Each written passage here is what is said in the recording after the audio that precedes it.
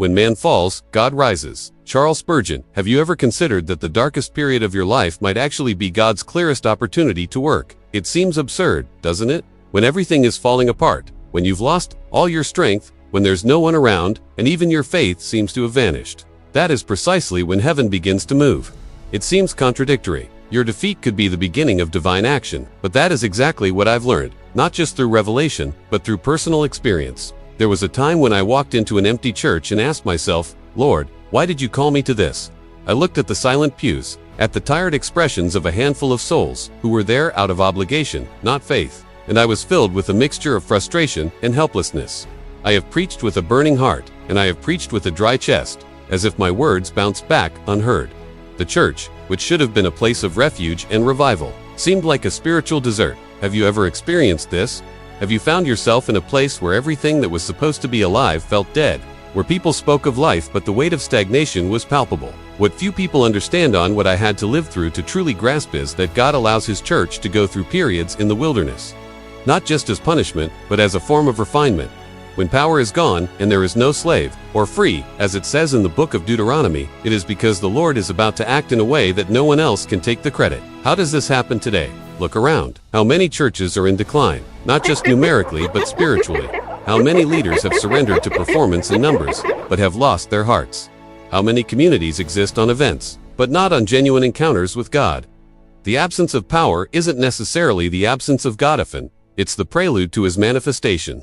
I've witnessed entire communities empty out due to internal disagreements, weakened doctrines, and the absence of pastors who are faithful to the gospel, but I've also seen, and with tears in my eyes, small groups gather for silent prayer, with broken hearts, until the fire began to burn again. It is in the silence of the sanctuary, in prayer without applause, that the Lord begins to move. Heaven, do you grasp this? Do you understand that when the structure fails, God reveals the foundations that are true? Many fear a weak church or dwindling ministries, as if this were always a sign of failure. But what if it's the exact opposite?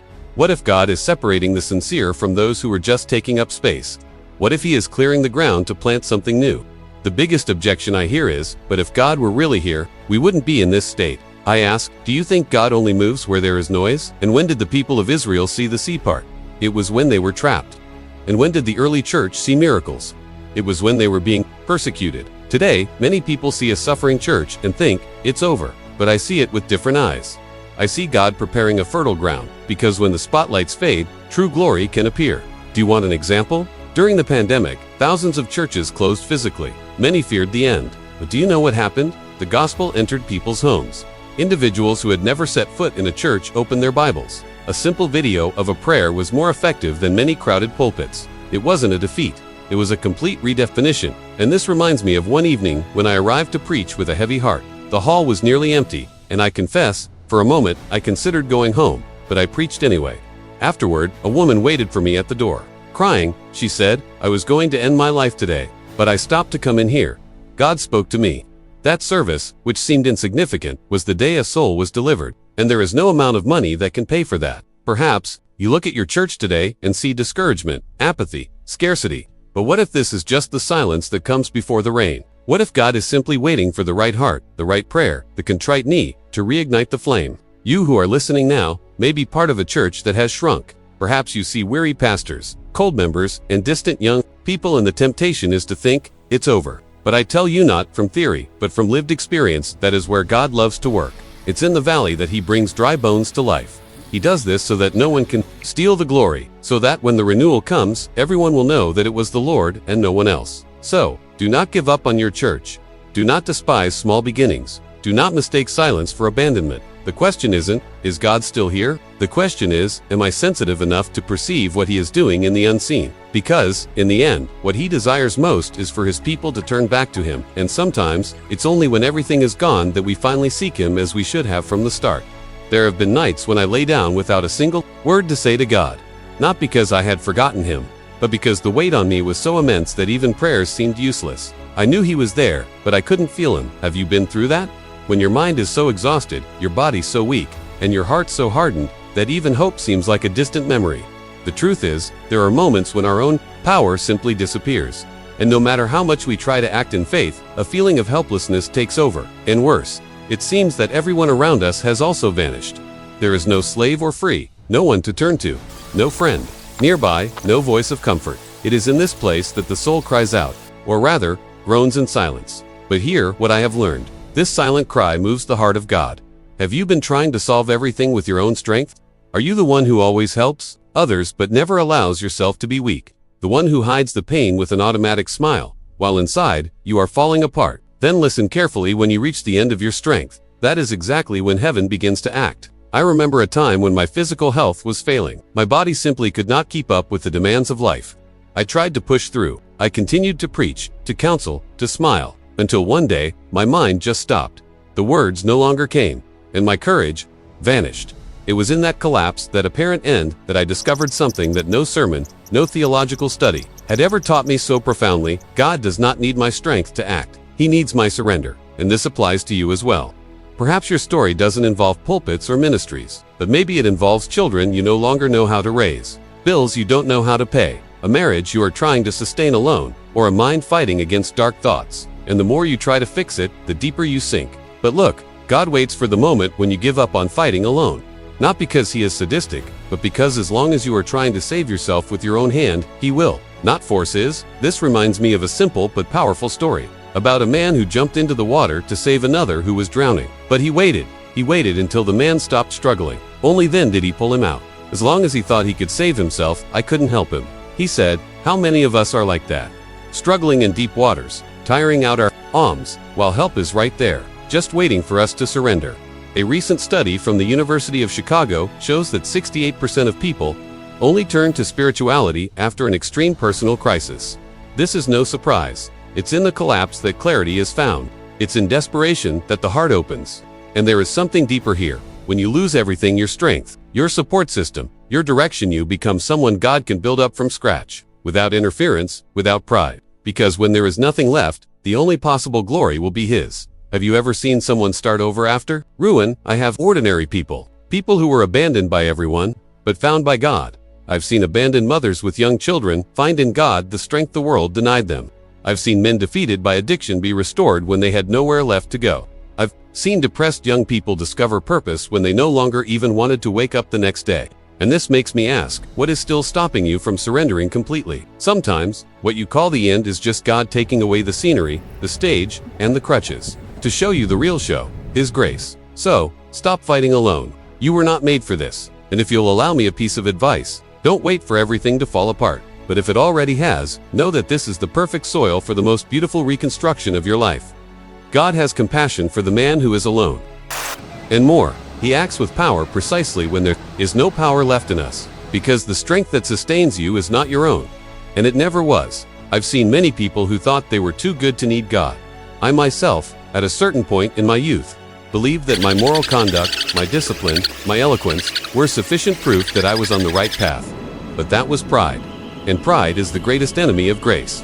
The sinner who is convinced of his own righteousness is far from repentance. And as long as he trusts in his works, his decisions, his logic, he doesn't realize that he is feeding an illusion that separates him from true life. Have you ever caught yourself thinking like this? I'm not perfect, but at least I don't do the evil that so-and-so does. Or, if I improve a little here and there, God will accept me. How many times do we hide behind small comparisons to justify a hardened heart? But the truth is simple. There is no room for God to act, as long as the heart is full of itself. When the sinner is broken, not destroyed, but humbled, he begins to see with the right eyes. He realizes that his self-righteousness is nothing more than filthy rags, that his works, no matter how good, cannot buy even a single moment of divine favor. Pride keeps us away from God, and more than that, it deceives us. It makes us believe that we are self-sufficient. It places us in a bubble of illusions where we think we have control, that we are the masters of our own destiny, that we can solve everything with planning, discipline, and willpower. But when that bubble bursts, and it always bursts, the impact is devastating. However, it can also be liberating. I remember a conversation I had with a very cultured, very religious woman, extremely devoted to her own good deeds. She was proud that she had never harmed anyone, that she had a disciplined life, and that she had attended church for decades. One day, while listening to a sermon on genuine repentance, she was offended. She said she did not need that kind of heavy message. Sometime later, she fell. Her husband left her, her children distanced themselves, and she fell into a deep depression. It was at rock bottom that she understood she had always been living a faith based on herself, not on God. Do you see how real this is? How many people live like this today? People who follow rituals, who maintain an appearance of spirituality, but who have never been truly broken inside, who have never seen their moral bankruptcy before a holy God. Grace is only valuable when we know we have nothing to offer. It's like the prodigal son. He did not return home with a speech about how he had learned his lesson or how he was ready to make up for his mistake. He returned dirty, hungry, broken, and it was in that state that his father ran to meet him. There is no reunion with God, while the heart is still trying to present its merits. And look, I'm not talking about condemnation here, but about consciousness. Grace only shines brightly when we understand how dark the abyss is from which we have been pulled, when proud dreams fall apart, when the pleasures of the world no longer satisfy, when plans fail, reputations fall, and applause ceases. That is when we hear the voice of God most clearly. I remember a quote that struck me deeply: as long as a soul has a single penny with which it can benefit itself, it will foolishly refuse the free forgiveness of its debts. But absolute destitution leads it to true riches. How many times do we insist on presenting God with our pennies, when what He wants is for us to recognize the unpaid debt, then accept the free cancellation He offers? Famous people also illustrate this principle well. Think of Robin Williams. Brilliant, talented, admired worldwide. A man who made others laugh while he himself suffered in silence. He had everything's success, recognition, money, but he had no peace. The emptiness cannot be filled with applause. And the pain he carried, hidden beneath the surface, shows that not everyone who seems fine on the outside is truly alive on the inside. What killed Robin was not a lack of public love, it was the internal silence, the weight of an untreated soul. Because, you see, fame does not save. Recognition does not heal. Good works, applause, and achievements, they do not regenerate the heart. You can be very good. You can be ethical, respected, even religious. But if your heart has not yet been humbled before the cross, you are still far from true repentance. And if you are hearing this now, and something inside of you stirs, it may be the Holy Spirit telling you, you don't need to be strong all the time, you need to surrender. Grace does not impose itself on proud hearts. It waits. It waits until the last defense falls, until the arguments cease, until all that remains is a sigh. Lord, I need you. And in that moment, He comes. Once, as I walked alone through the fields of New Forests, the cloudy sky accurately reflected what was going on inside me.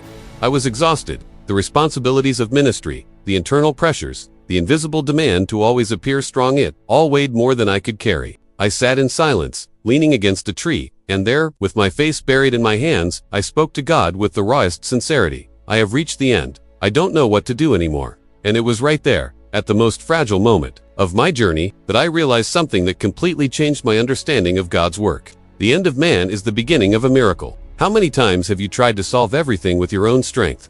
Tried to hold a relationship together through sheer will, a job that is already making you sick, a lifestyle that is slowly destroying you, or an appearance of emotional stability that you know, deep down, doesn't exist. You try, and you try a little more, until you have nowhere left to go. And it is in that moment, when all human attempts are exhausted, that heaven begins to move. There is a story I really like. A man was drowning. Another, an experienced swimmer, jumped in to save him. But he didn't reach him immediately. He waited. He watched. Only when the man stopped struggling, when he had no strength left, did the rescuer pull him out. Later, when asked why he didn't help him immediately, he replied, as long as he was trying to save himself, any attempt of mine would only have made the situation worse. He needed to stop. This is exactly how God works with us. While we are struggling with the forces of the flesh, with temporary solutions, with cultural advice, with emotional band-aids, He watches, not because He is indifferent, but because He knows that grace only operates fully in completely surrendered ground. Do you understand what this means? It means that the moment you feel you have lost everything may, in fact, be the first step of the greatest reconstruction of your life. I have met men and women who reached this point, people who lost their jobs, marriages, health, and who, on their knees, discovered that rock bottom was not the end, but the soil where God would plant a new story. Have you ever been at that point? When pride no longer holds you up, money no longer solves your problems, and the applause has stopped. When the only sound left is that of a silent heart, crying out for help. Because that is where God likes to work. He is not impressed by your strength. He is not offended by your weakness. On the contrary, He awaits it. I remember the prodigal son. He needed to lose everything. He needed to taste the bitter taste of the pig's food. He needed to understand that his inheritance could not sustain his soul, and only then did he return. Many today are at that exact point, full of knowledge, but empty of life, saturated with activities, but dry inside. And maybe what is missing isn't another course, another podcast, or another technique. Maybe what is missing is surrender. Surrender to the point of saying, Lord, everything I have tried has not worked. Now it is up to you. And when that happens, something changes. God enters with the inexplicable, with the forgiveness you thought you didn't deserve, with the strength you didn't even know existed, with the peace that surpasses all logic. Look at the case of Justin Bieber. Behind the global fame, there was a young man who was completely lost, addicted, insecure, and drowning in existential crises. No tour can fill the emptiness of a heart that has lost its identity. But it was in desperation, in surrender, that he found Jesus. Today, he talks about it publicly. Because the miracle does not happen on the stage, it happens in the backstage of the soul. And do not think this is a privilege of celebrities. This transformation is available to anyone who says, I give up trying to be my own savior. As long as you still have a backup plan, you will find it difficult to trust in God. But when all plans fail, you are ready to see God's plan. Now I want to propose something to you, a challenge. It's not easy, but it is simple. Over the next 7 days, choose a moment of your day. It can be in the morning or at night, and pray this: Lord, I do not have control, I surrender. You act in your way. And then, observe. Do not try to lead. Do not try to rush it. Just observe. Because, if you are sincere, He will begin to move what you cannot touch. And perhaps, at the end of these days, you will realize that the greatest miracle will not be external. It will be within you. Because the exact moment you come to the end of yourself is when you are finally ready to be filled with God. If there is one thing you should take with you from this moment, it is this: when your strength runs out, when your plans fall apart, when all that is left is silence, that is exactly when God begins to act. Desperation is not the end. It is the fertile ground where grace flourishes most powerfully. And if this has touched your heart, do not stop here. The next video appearing on your screen is another step in your journey and opportunity for you to move up one step in your personal and spiritual evolution and become 1% better than you are now. Thank you so much for walking with me this far. I look forward to seeing you in the next video. Let's continue to grow together.